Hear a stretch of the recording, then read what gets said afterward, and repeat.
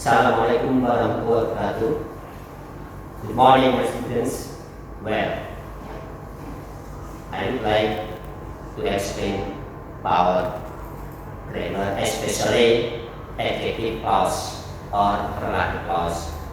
Before studying grammar or especially adjective clause or relative clause, I would like to say about our surrounding, our environment, lingkungan kita dikelilingi oleh COVID virus corona, yang mana kita harus hati-hati dan waspada.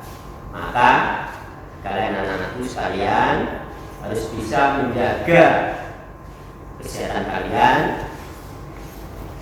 bisa menjaga kewaspadaan dan memakai protokoler kesehatan, yaitu masker. Selama ini kalian masih, ya istilahnya masih belajar melalui online, yaitu khususnya kalian bisa melihat video kami, yaitu lewat YouTube. Sebagai ganti kalian belajar di dalam kelas, yaitu belajar tatap muka dengan kami. Maka kami membuat penggantinya, yaitu syuting video lewat YouTube. Ya, baiklah anak-anakku. Maka kalian nanti lihat dan pelajari video kami, video saya, khususnya dalam bidang studi bahasa Inggris. Maka kita mulai. Adjective clause. Apa adjective clause itu? Maka di sini dijelaskan definisinya in English. Adjective clause, look at this, or relative clause is group of words having subject and predicate that is used to modify a noun. Do you understand, my students? Ya, saya jelaskan pakai bahasa Indonesia. Intinya, apa adjektif itu? Adjektif adalah kata sifat. Nah, fungsinya apa kata sifat? Supaya kita bisa menjelaskan lebih jauh dan kalian bisa memahami nanti apa adjektif atau kata sifat, yaitu menjelaskan kata benda di depannya. Sedangkan clause adalah kumpulan kalimat, minimal 2 kalimat. Nanti ya 2 kalimat menjelaskan kata benda di depannya, dijadikan satu kalimat. Dijadikan satu kalimat dengan kata penghubung yang ada. Ini kata penghubungnya who, whom, whose, which, dan that. Ini sebagai kata penghubung. Who, saya ulang, who, kata penghubung, 2 kalimat dijadikan satu kalimat. Who, kemudian whom juga, whose, which, that. Nah, nanti ada lagi. Sementara ini saya jelaskan sekitar 5 kata penghubung. Ini bukan kata tanya, tidak boleh diartikan siapa. Ya, ini juga that, jangan ya artikan itu. Bahasa asing, bahasa Inggris luas maknanya, tidak seperti matematika. Ya, jadi harus dilihat konteks kalimatnya kalau ingin menerjemahkan ke bahasa Indonesia. Tidak kaku. Saya lanjutkan.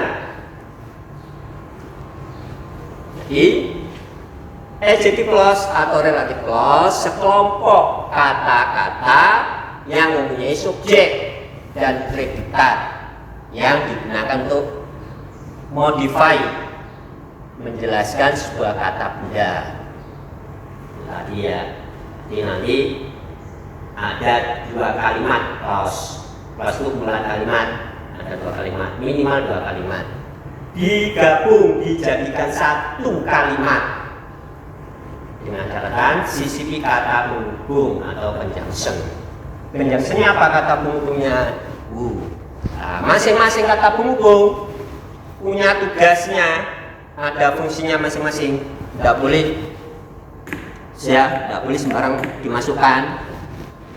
Yang pertama, who, to replace person. Yang saya garis bawah ini yang signifikan, yang penting. Who, to replace. Apa? Replace, my students, menggantikan orang, functioning as subject, menggantikan orang berfungsi sebagai subjek. Itu who. Bisa dipahami, bisa mengikuti? Ya. Nanti kalian pelajari, boleh kalian mempelajari aja, nanti dapat nilai. Itu belum menjawab soal dari saya. Saya lanjutkan conjunction yang kedua, kata penghubung kedua, who, to replace. Apa tadi? Ya betul, untuk menggantikan person functioning as object. Sama-sama personnya, tapi bedanya posisinya sebagai objek. Kalau tadi who sebagai subjek, kalau whom bacanya whom.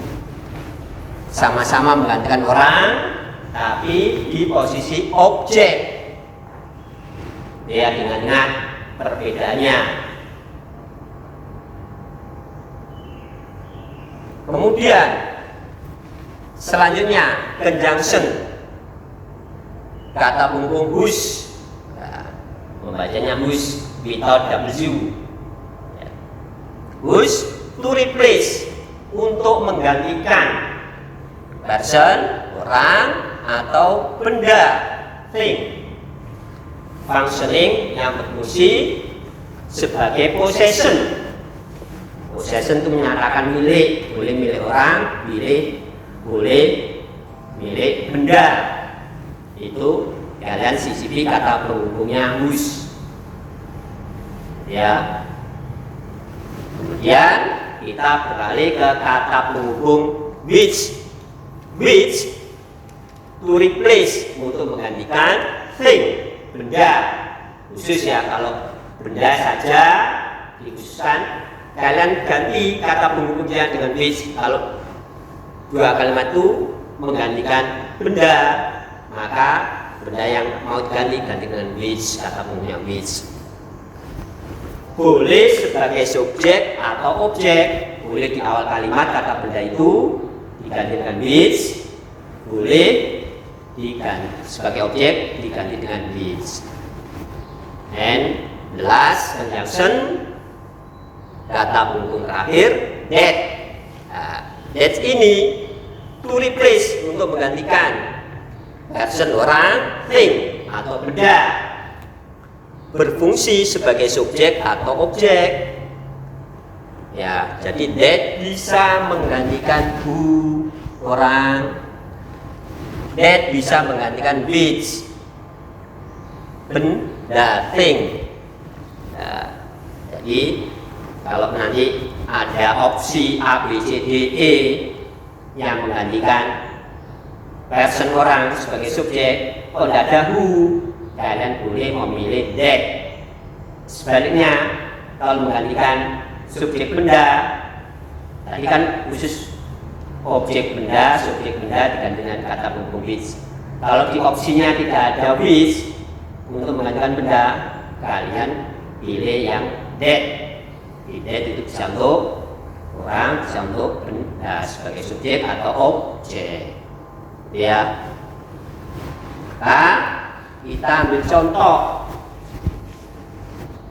The young man who helped you last night is my new neighbor. Ini penggabungan dua kalimat dijadikan satu dengan mensisipi kata penghubung who. Who tadi menggantikan apa? Subjek, orang. Dari mana satu kalimat ini berasal dari dua kalimat? Nah, kita selesaikan, kita buktikan. Contoh di sini tentang conjunction. Kata penghubung masing-masing conjunction ada fungsinya. Yang tadi dikatakan bahwa adjective clause itu berasal dari dua kalimat dijadikan satu kalimat dengan mensisipi kata penghubung yang ada yang beda-beda. Misalkan contoh nomor 1, kata penghubungnya who. Ini saya buat langsung dijadikan satu. Ini adjective clause namanya atau relative clause. Ada kata penghubungnya. The young man who helped you last night is my new neighbor. Ini asalnya dua kalimat dijadikan satu kalimat. Bagaimana nanti kalau disuruh membuktikan dari satu kalimat jadikan dua kalimat? Kalimat pertama, the young man, ini is yang garis titik-titik menunjukkan kalimat pertama, is my new neighbor. Kita tulis the young man is my new neighbor. Kalimat kedua, yang diganti, yang di kalimat kedua ada pronounnya. Saya ulang, yang diganti di kalimat kedua ada pronounnya. Apa pronoun? Kata ganti orang. Asal sama dengan kalimat pertama. Contoh kalimat kedua, he had you last night. Ini kan ada dua pronoun, he sama you. Nah, maka yang sama mana? You sama that. Di kalimat pertama ada atau enggak? Enggak ada. Kita nggak usah. You kan sebagai objek. Di kalimat kedua, yang ditanyakan sebagai subjek. Maka he mengacu sama dengan the young man sebagai subjek. Maka he-nya dihilangkan. Ingat-ingat yang diganti di kalimat kedua. He-nya dihilangkan, diganti dengan who. Karena adjektif menjelaskan kata benda di depannya. Ini kata benda di depannya. Ini bisa mengikuti ya, kalimat kedua itu sebagai gantinya karena ada pronounnya asal sama dengan kalimat pertama. Loh, kok sama dengan yang ada di subjek? Maka sisipi kata penghubung who, lanjutkan. Ini yang diganti, lanjutkan kalimat berikutnya. Tulis, baru dilanjutkan kalimat pertama ini. Understand? Ya. Bisa ngikuti? Gitu ya. Kita lanjutkan kalimat contoh yang memakai kata penghubung whom. Berfungsi sebagai apa?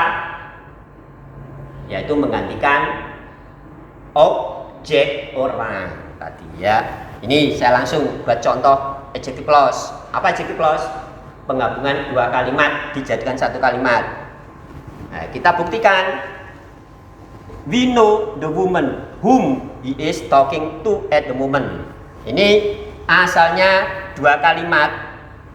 Kita jadikan satu kalimat dengan conjunction whom. Karena yang diubah, yang diganti di objek orang. Kita lihat, buktikan. Kalimat pertama mana? We know. Ya, the woman. Ini kalimat pertama. Kalimat kedua, yang diganti di kalimat kedua. Semua adjective clause yang diganti di kalimat kedua. Kita analisa kalimat kedua. He. Kita ganti he. Tidak mungkin. Karena tidak ada woman perempuan. He laki-laki. Kita tinggalkan. Kita analisa lagi. Oh, ada the woman. Sebagai apa? Objek orang. Maka the woman yang di kalimat kedua kita hapus, tidak boleh ditulis lagi, diganti dengan kata penghubung whom. Nah, penulisannya gimana? Penggabungannya ya kita teruskan karena posisinya di objek kalimat terakhir. We know the woman whom ya he is talking to. Ya, itunya diletakkan, tetap ditulis, the woman-nya dihapus karena sudah ada whom-nya. ya, bisa lebih jelas. Nah, nanti kalian pelajari 1 minggu setelah video ini di-share di aplikasi Semaba khususnya, maka kalian pelajari untuk kelas 11 IPA atau IPS ya. Kemudian kata penghubung yang berikutnya, whose, ini ya,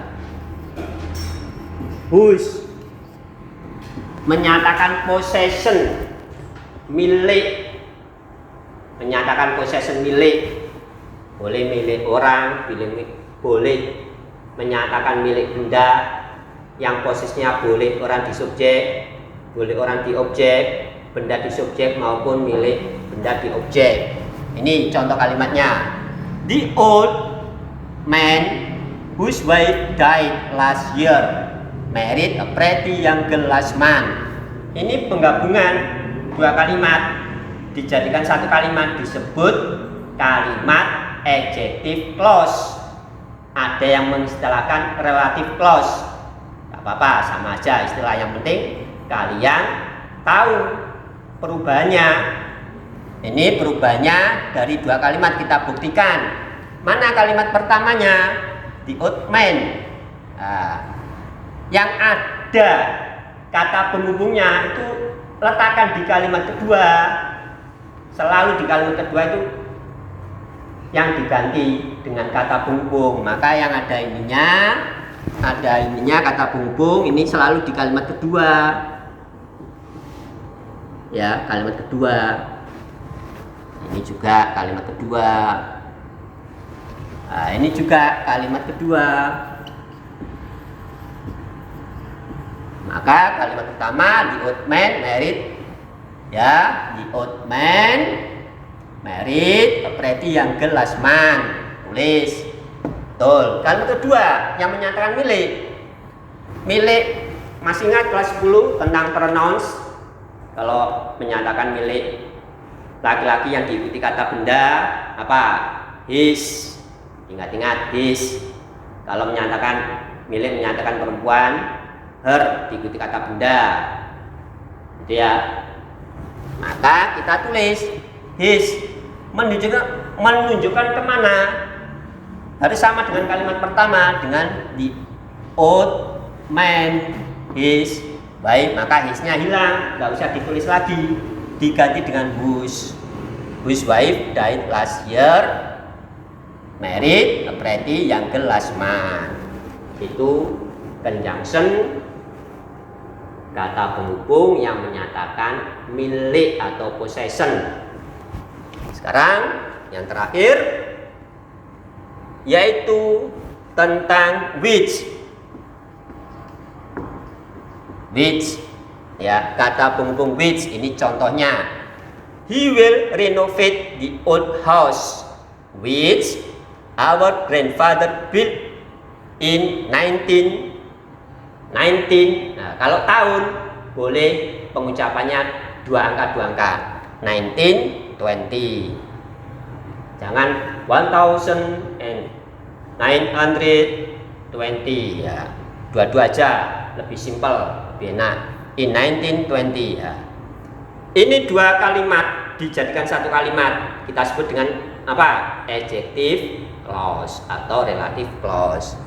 Gimana untuk membuktikan bahwa kalimat adjective clause itu menggantikan benda?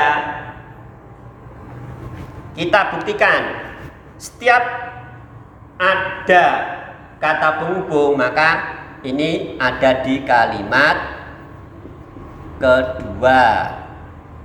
Kalimat pertamanya, he will renovate the old house. Betul ya. Kalimat keduanya ini tulis dulu ini, grandfather built. Nah, biasanya yang menggantikan benda pronounnya apa? Sebagai objek, it. It itu menyatakan benda tunggal. Boleh diletakkan di awal sebagai subjek, boleh di belakang sebagai objek benda. Ya, anak sekalian.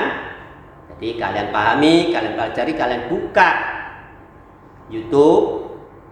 Setelah kalian selalu membuka, saya selalu ngecek siapa yang selalu buka aplikasi e-learning, Semaba, maka kalian nanti saya tambah nilai.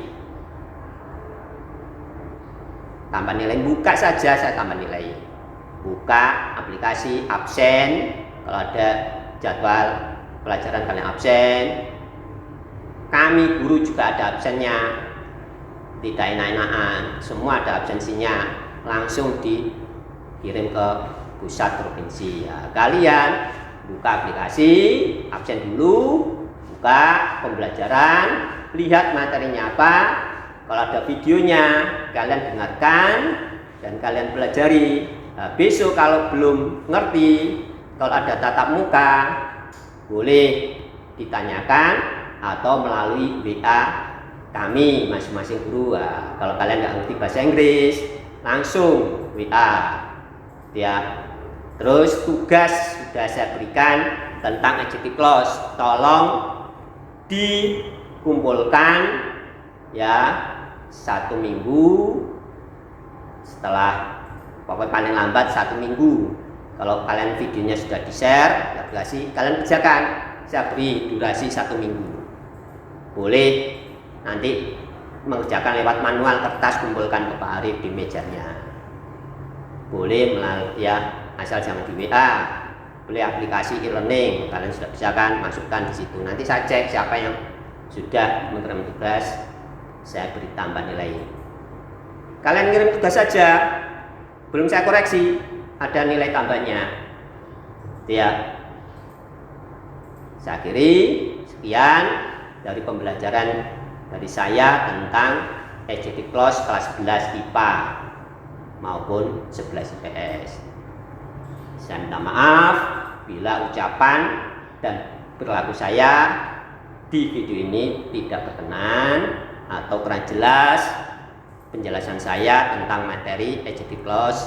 Silakan kontak WA saya. Ya, sekian dulu. Wassalamualaikum warahmatullahi wabarakatuh.